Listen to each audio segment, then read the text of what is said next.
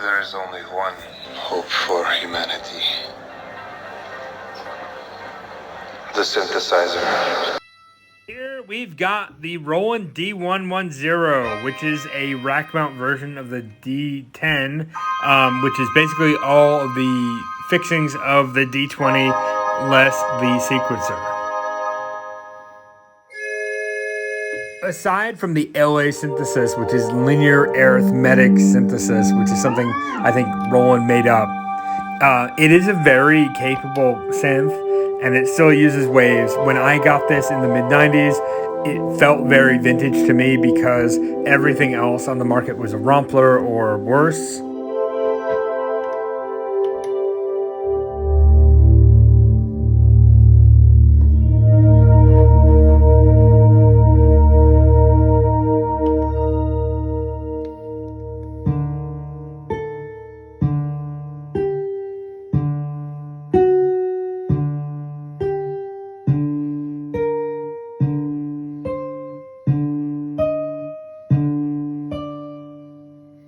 Everything from pads to acoustics to synths, they sound good. Obviously, we're not looking for realistic sounds from a mid-80s synthesizer, but, you've got a lot of great options here. And for not a lot of money, you can really get some tight sounds, and I think really some distinctive things that may not necessarily exist on modern boards.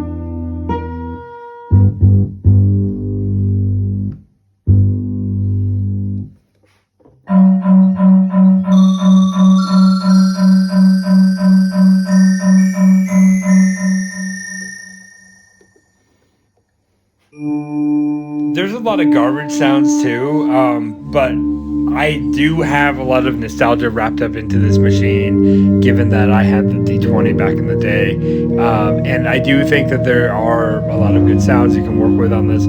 The LA synthesis is a bit annoying to work with, and really you don't get much better than presets unless you're really talented. It's very just finicky.